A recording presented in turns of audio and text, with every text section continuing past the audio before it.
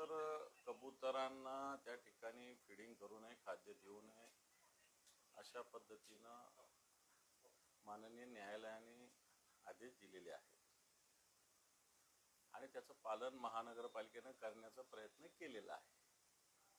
पण असं असताना तिथं सुऱ्या घेऊन येणं, पोलिसावर हात उचलणं, दंगामस्ती करणं, कॉर्पोरेशनने ज्या ताडपत्र्या वगैरे लावलेल्या आहेत त्या फाडणं, माझा हा प्रश्न आहे. मी कोणत्या समाजाच्या धर्माच्या विरोधात नाही, पण जर हीच गोष्ट मराठी बांधवांनी केली असती, हीच गोष्ट मुसलमानांनी केली असती तर किती आगडोम झाला असता. मीडियाचा असेल, सरकारचा असेल, सुऱ्या घेऊन आले, चाकू घेऊन आले, सरकारच्या मालमत्तेचं नुकसान. आता नाही झालं का?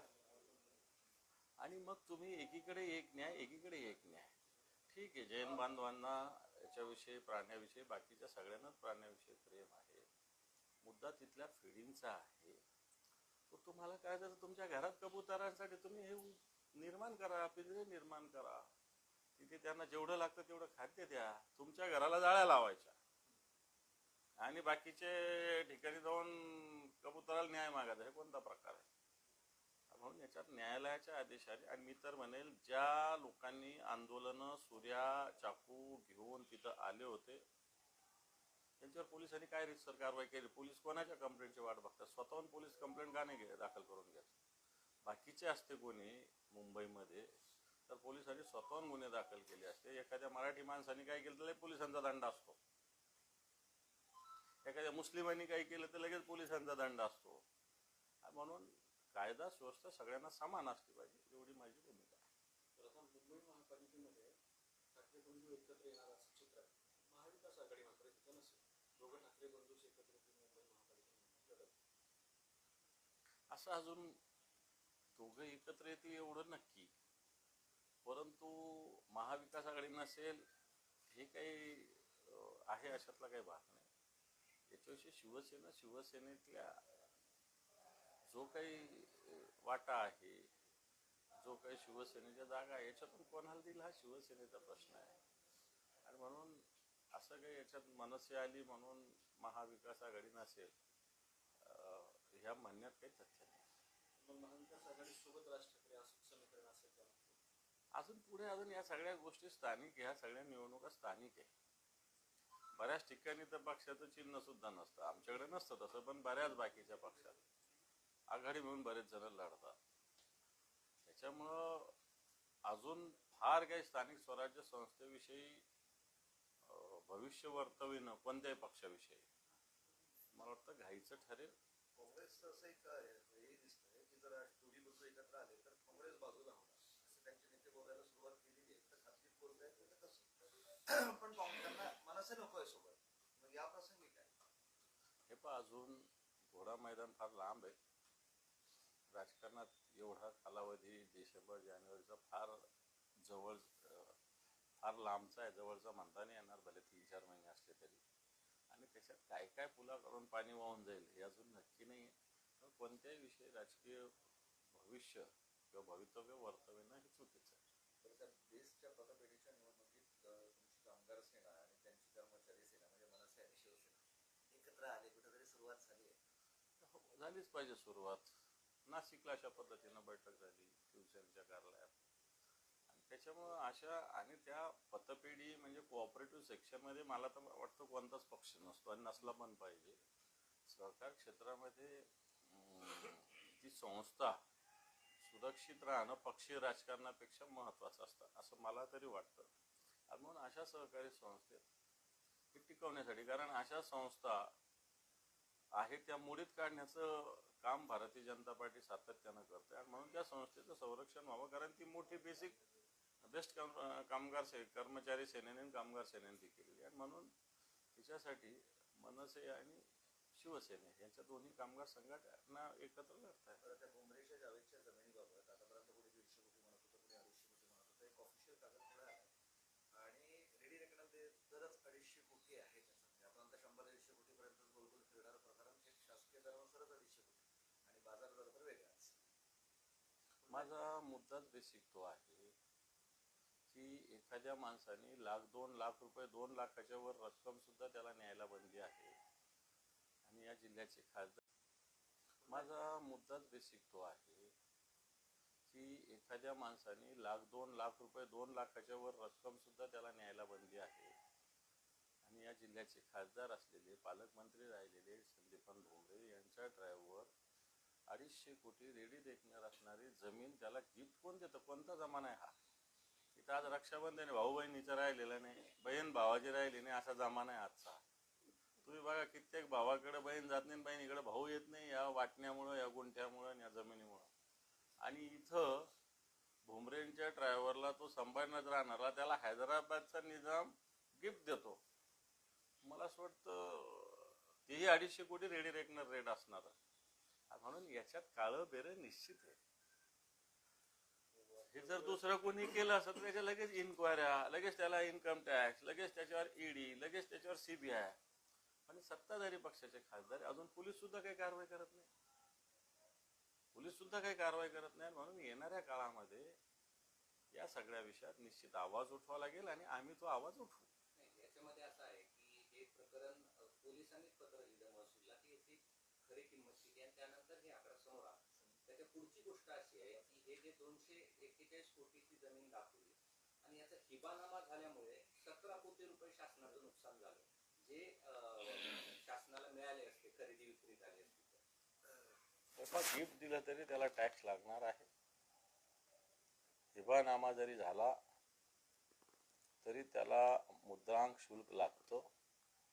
हे मुद्रांक शुल्कच माझ्या माहितीवर 37-38 कोटी आहे. आज मोठे मोठे उद्योगपती 37-38 कोटी आणू शकत नाही. भुमरेंचा ड्रायव्हर, ज्याला 15,000 रुपये पगार आहे, तो 37-38 कोटी मुद्रांक शुल्क आणू शकतो. याचा अर्थ भुमरे किती आणू शकतील, हा पण माझ्या मनातला प्रश्न आहे, सगळ्यात महत्वाचा. जर ड्रायव्हर 37-38 कोटीचं मुद्रांक शुल्क आणू शकतील तर भुमरे कितीचं आणू शकतील, हा माझ्या मनातला प्रश्न आहे. म्हणून राज्य सरकारने किंवा जी काही यंत्रणा यांनी या सगळ्या बाबीचा गंभीरतेने विचार केला पाहिजे.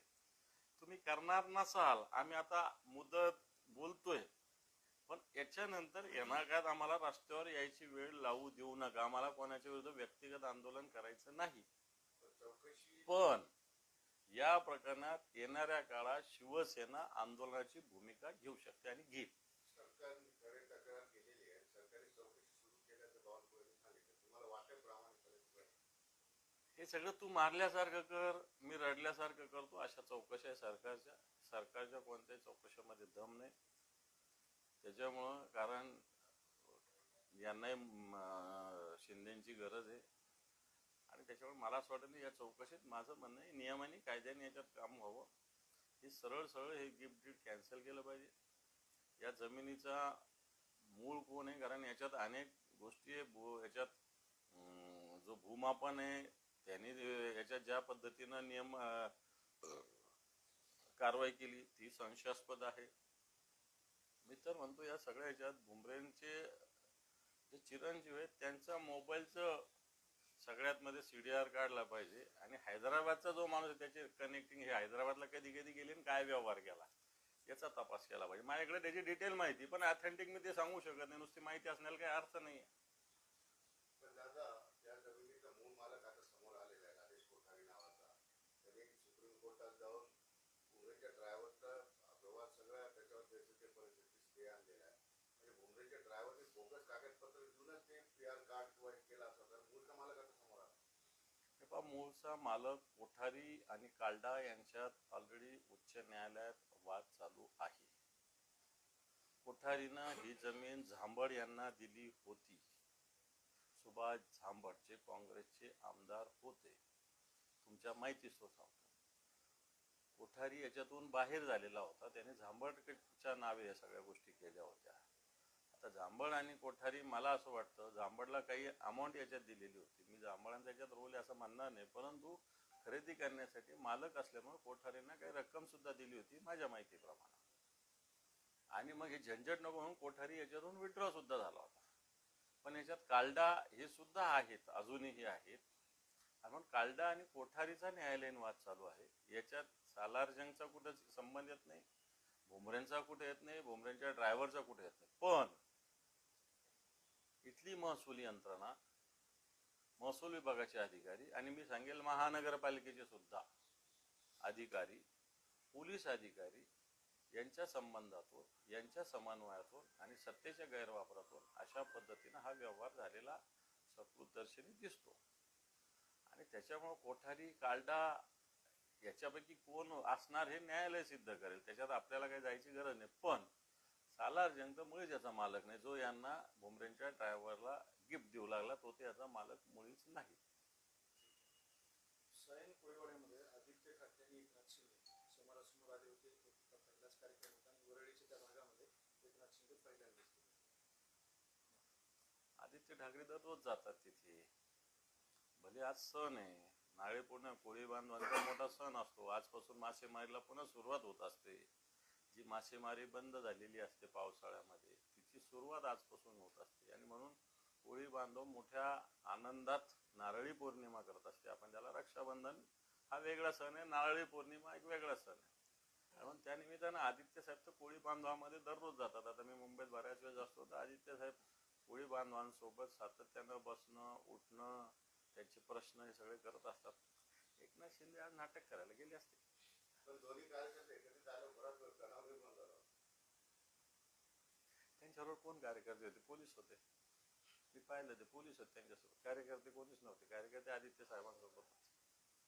समुद्र खाण्याचा विषय आहे. आज सुद्धा त्या ठिकाणी झाला विषय सुरुवातच पुणे जिल्ह्यात 3 जागेवर महापालिका कराव्या लागणार सगळं असं पुणे जिल्ह्यामध्ये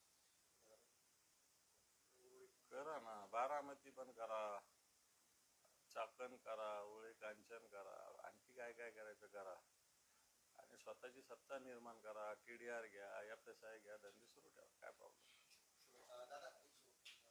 दादा तुम्ही परवा दिवशी राज्यभर आंदोलन करणार आहे मंत्र्यांच्या विरोधात.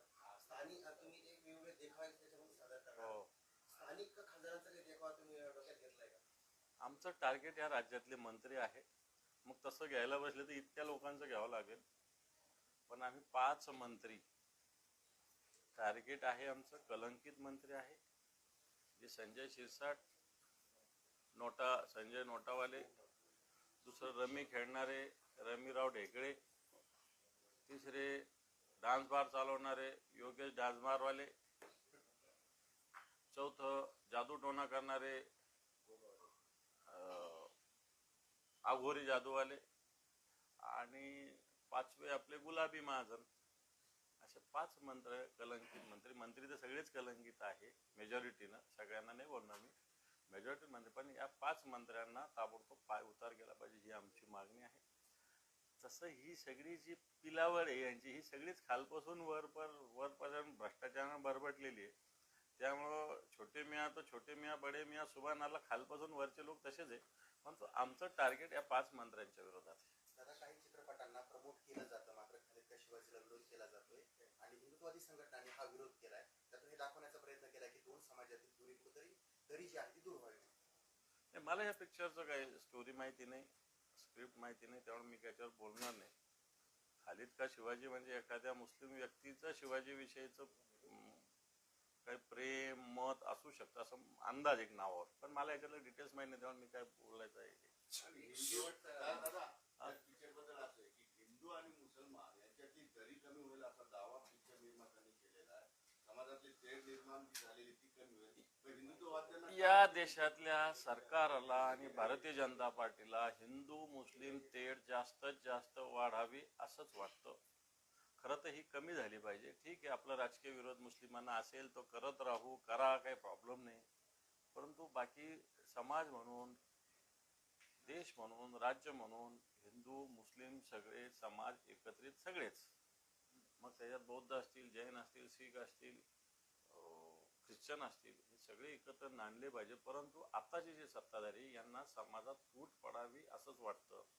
म्हणून त्यांनी एखाद्या मुस्लिमांनी शिवाजी महाराज स्वीकारलं याचं सुद्धा दुःख होतं. शिवाजी महाराज कोणाच्या बापाचे नाही, शिवाजी महाराज या समाजाचे, या देशाचे, या राष्ट्राचे आणि या जगाचे. त्या शिवाजी महाराज फक्त माझा असं नाही होऊ शकत. शिवाजी महाराज हे सगळ्यांचे, ती भूमिका, व्यापक भूमिका सगळ्यांनी घेतली पाहिजे. आणि एखादा विषय चित्रपट म्हणून स्वीकारायला काय हरकत आहे? ठीक आहे, आपल्याला नाही पटला एखादा विषय, काय प्रॉब्लेम आहे? पण चित्रपट म्हणून स्वीकारायला काय प्रॉब्लेम आहे? पण सगळ्या ठिकाणी हुकुमशाही म्हणजे पिक्चरच्या सेन्सॉर रायटरनी पण भाजपला जशी पाहिजे तशी स्क्रिप्ट लिहिली पाहिजे.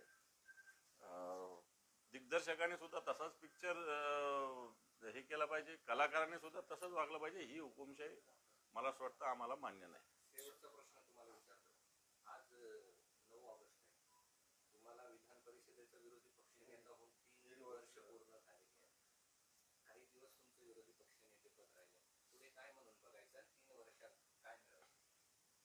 हे पहा, माझ्यासारखा सामान्य शिवसैनिक, तुम्ही बघता माझं घरदार सगळं इथलं कसं, मी कुठे राहतो, एका साध्या वस्तीमध्ये राहतो म्हणजे राहणारा काय एक शिवसैनिक आहे. मी कधी इथं काम करताना असं माझ्या ध्यानीमनी कधी आलं नसेल की मी या राज्याचा विरोधी पक्षनेता असेल. ठीक आहे, आम्ही काम करतो, मागच्या 30-35 वर्षापासून संघटनेचं काम करतो, परंतु शिवसेना प्रमुखाच्या आशीर्वादानं मोठी काम करण्याची संधी मला राज्यभरात, मी एक जिल्हा स्तरावरचा एक कार्यकर्ता, एक राज्यस्तरावर माननीय उद्धवजींच्या नेतृत्वाखाली मला काम करण्याची संधी मिळाली. आणि मला वाटलं नव्हतं की 3 वर्षापूर्वी मी फार 3 महिन्याच्या वर विरोधी पक्षनेता राहील. मला वाटलं 4-5 महिन्याचा काळ आहे, पण तो मला तब्बल 3 वर्ष राहावं लागलं. ठीक आहे, राहत असताना मी या पदाला योग्य तो न्याय देण्याचा पूर्णपणे प्रयत्न केलेला. परंतु मी एक शिवसैनिक आहे, मी एक कार्यकर्ता आहे. पद येणं आणि जाणं ही प्रोसेस, ही प्रक्रिया आहे. कोणाच्याही कपाळावर पद कधी लिहिलेलं नसतं, हे बदलत असतात. आणि म्हणून मी याला फार या विषयाला महत्त्व देत नाही असं शब्द वापरणार, परंतु ही प्रोसेस ही मान्य केली पाहिजे आणि या प्रोसेसमधून आपण पुढे चाललं पाहिजे. तीच मानसिकता माझी. मी काय असा पदाला चिटकून राहणारा कार्यकर्ता नाही किंवा अल्प विचार करणारा कार्यकर्ता नाही, ब्रॉड विचार करणे, याच्यापेक्षा मोठी जबाबदारी येणाऱ्या काळात मिळू शकते, ही संकल्पना माझ्या मनात मी ठेवतो. आणि काहीच नसलं तर मी शिवसेनेचा नेता तर आहे, संघटनेचं काम करायला मला कोणी थांबवणारा नाही. ती तर एकदम मोठी व्यापक जबाबदारी. मला याविषयी काही वाटत नाही, परंतु एवढं नक्की की जी जबाबदारी मला असं वाटलं होतं 2-3 महिन्याची, ती मला 3 वर्ष सांभाळावी लागली, एवढं तर नक्की.